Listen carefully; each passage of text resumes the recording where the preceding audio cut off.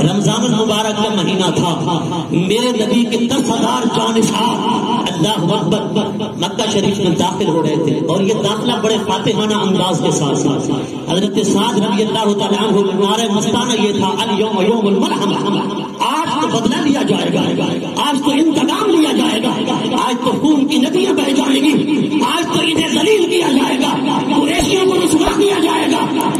ابو سفیان جو مکہ کا سردار تھا دوڑتا ہوا حضور کی بارگاہ میں آیا، کہتا ہے یا رسول اللہ، سعد کو اس نعرے کا آپ نے حکم دیا کہ یہ نعرہ لگاؤ؟ وہ نعرہ لگا رہے الیوم یوم المرحمہ، آج تو انتقام کا دن ہے۔